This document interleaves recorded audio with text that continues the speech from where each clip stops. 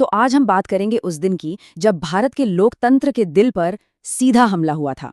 अब जानते हैं, ये सिर्फ एक इमारत पर हमला नहीं था। नहीं, ये उस सोच पर, उस आइडिया पर हमला था जिसे हमारी संसद रिप्रेजेंट करती है। तो चलिए, उस दिन क्या क्या हुआ उसे एक एक करके समझते हैं। तो तारीख थी 13 दिसंबर 2001। जगह नई दिल्ली का संसद भवन। सुबह का वक्त था, सर्दियों के दिन, और पार्लियामेंट कॉम्प्लेक्स में रोज की तरह ही चहल पहल थी। सब कुछ बिल्कुल नॉर्मल। किसी को अंदाजा तक नहीं था कि बस कुछ ही मिनटों में यही जगह गोलियों और धमाकों की आवाज से गूंजने वाली है और इतिहास हमेशा के लिए बदलने वाला है। आतंकवादी हमला, आतंकवादी हमला। ये एक सिक्योरिटी ऑफिसर के आखिरी शब्द थे जो वॉकी टॉकी पर गूंजे।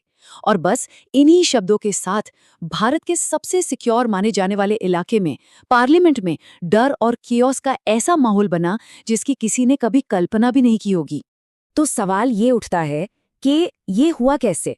मतलब 5 आतंकवादी हथियारों और बमों से लैस होकर देश के सबसे महफूज एक किले जैसी जगह में घुसने में कामयाब कैसे हो गए? इसकी कहानी शुरू होती है एक धोखे से। जरा इमेजिन कीजिए, एक सफेद एम्बेसडर कार, उस पर होम मिनिस्ट्री का फेक स्टिकर लगा है, ऊपर लाल बत्ती भी है, और वो तेजी से अंदर आ रही है।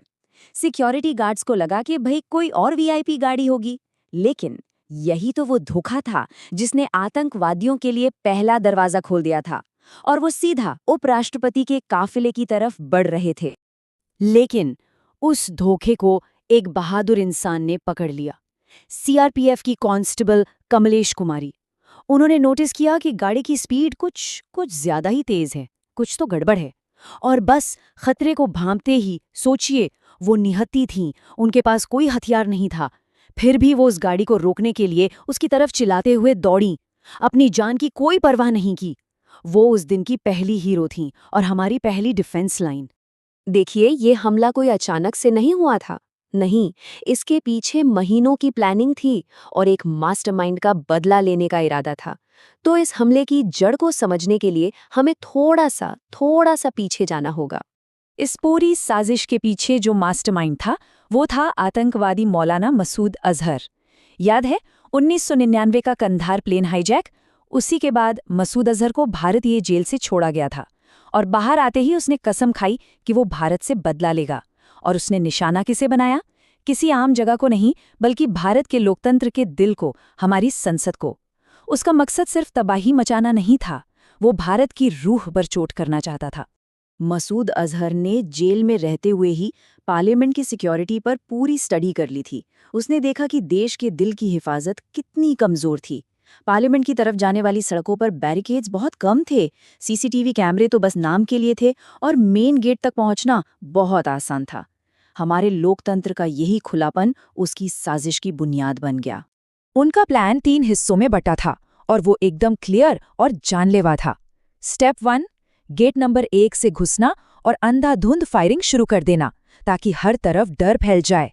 स्टेप 2, ध्यान भटकाने के लिए कार को गेट नंबर 12 के पास ले जाकर धमाके से उड़ा देना। और स्टेप 3, जो सबसे खतरनाक था, इसी भगदड़ का फायदा उठाकर सेंट्रल हॉल में घुस जाना और वहां मौजूद सारे एमपीज को बंधक बना लेना। अब इस खतरनाक प्लान को हकीकत बनाने के लिए कश्मीर से दिल्ली तक पूरा एक नेटवर्क काम कर रहा था। कश्मीर में गाजी बाबा ने 5 सुसाइड बॉम्बर्स की टीम तैयार की। फिर दिल्ली में अफजल गुरु ने उन लोगों के छिपने का, उनके नकली आईडी कार्ड्स का, हर चीज का इंतजाम किया। एक पुरानी एम्बेसडर कार खरीदी गई, लाल बत्ती लगाई गई, आरडीएक्स से बम तैयार हुए। अरे उन्होंने तो लंबी घेराबंदी के लिए ड्राई फ्रूट्स तक खरीद लिए थे। मतलब उनकी तैयारी एकदम पक्की थी।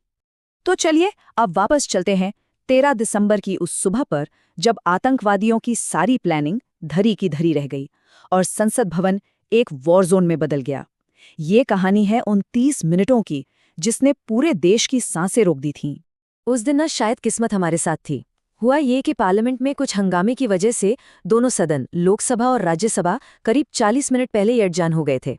इसका मतलब ये कि जब हमला हुआ तो बहुत से एमपीज और मंत्री सेंट्रल हॉल में एक साथ नहीं, बल्कि बाहर लॉन में धूप में खड़े थे।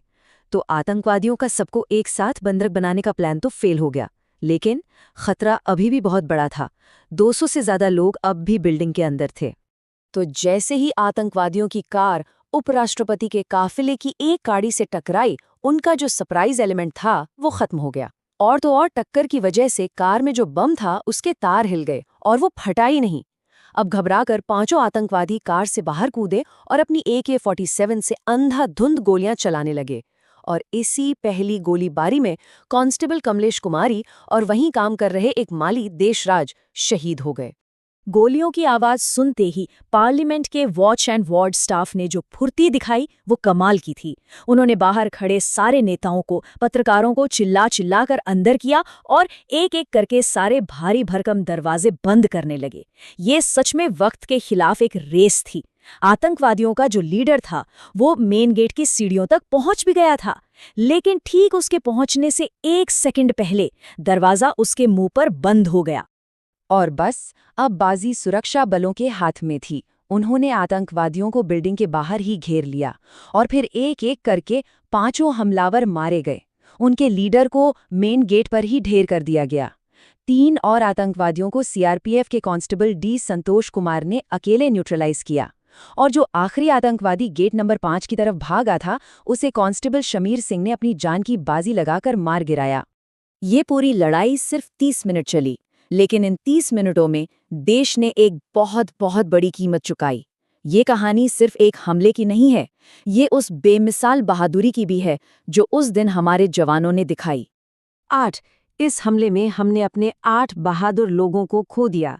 7 सुरक्षाकर्मी जो अपनी ड्यूटी निभा रहे थे और 1 माली जो बस अपना रोज का काम कर रहे थे। ये 8 जिंदगियां थीं जो हमारे लोकतंत्र के इस मंदिर को बचाने में कुर्बान हो गईं। देश ने अपने इन हीरोज को सलाम किया, उनके बलिदान को सम्मानित किया। कमलेश कुमारी को मरणोपरांत भारत के सबसे बड़े वीरता पुरस्कार अशोक चक्र से नवाजा गया और उनके साथ साथ सुखविंदर सिंह, YB थापा, डी संतोष कुमार और शामिर सिंह जैसे कई और जांबाजों को उनकी बहादुरी के लिए शौर्य चक्र दिया गया। ये सम्मान उस कर्ज को चुकाने की बस एक छोटी सी कोशिश है जो देश पर हमेशा रहेगा। तो फिर इन साजिश करने वालों का क्या हुआ? गाजी बाबा को 2003 में सिक्योरिटी फोर्सेज ने श्रीनगर में मार गिराया। अफजल गुरु पर लंबा केस चला और 2013 में उसे फांसी दे दी गई। लेकिन इस कहानी का इंसाफ आज भी अधूरा है, क्योंकि इस हमले का जो मुख्य मास्टरमाइंड है मौलाना मसूद अजहर, वो आज भी पाकिस्तान में आज़ाद घूम रहा है। इस हमले ने भारत पर एक ऐसा जख्म छोड़ा है जो शायद आज भी पूरी तरह से भरा नहीं है। इस एक घटना ने हमेशा के लिए यह बदल दिया कि हम अपनी सबसे ज़रूरी इमारतों को और उनकी सुरक्षा को कैसे देखते हैं। 2001 के हमले के बाद पार्लियामेंट की सिक्योरिटी को आप कह सकते हैं पूरी तरह से बदल दिया गया। जो इमारत कभी लोगों के लिए खुली और एक्सेसिबल हुआ करती थी, वो आज एक किले जैसी बन गई है। अब वहाँ रेडियो फ्रीक्वेंसी टैग रीडर्स हैं, सैकड़ों CCTV कैमरे हैं, एक्सप्लोजिव को सूंघने वाले वेपर सेंसर्स हैं और चारों तरफ सड़कों पर हैवी बैरिकेड्स हैं। ये सब उस दिन से सीखे गए एक कड़वे सबक का ही नतीजा है। और जानते हैं एक दिलचस्प बात, ठीक 22 साल बाद उसी तारीख को 13 दिसंबर 2023 को संसद की सिक्योरिटी में एक बार फिर सेंध लगी। लेकिन दोनों घटनाओं में जमीन आसमान का फर्क था। देखिए, 2001 का हमला एक विदेशी आतंकी साजिश थी जिसका मकसद था मारना, बंधक बनाना। वहीं 2023 की जो घटना थी वो एक पॉलिटिकल प्रोटेस्ट था जिसमें प्रदर्शनकारियों ने अपनी बात रखने के लिए स्मोक कैनिस्टर्स का इस्तेमाल किया। पर ये दोनों घटनाएं एक बात तो दिखाती हैं कि संसद आज भी एक बहुत पावरफुल सिंबल है। और यहीं पर आकर हम एक बहुत ज़रूरी सवाल पर रुकते हैं। एक तरफ लोकतंत्र का मतलब है कि वह अपने लोगों के लिए खुला हो, एक्सेसिबल हो, लेकिन दूसरी तरफ उसे अपने दुश्मनों से सुरक्षित भी रहना है। तो सवाल यह है कि इन दोनों चीज़ों के बीच एक सही बैलेंस कैसे बनाया जाए। यह एक ऐसी चुनौती है जिसका सामना आज दुनिया का हर लोकतंत्र कर रहा है।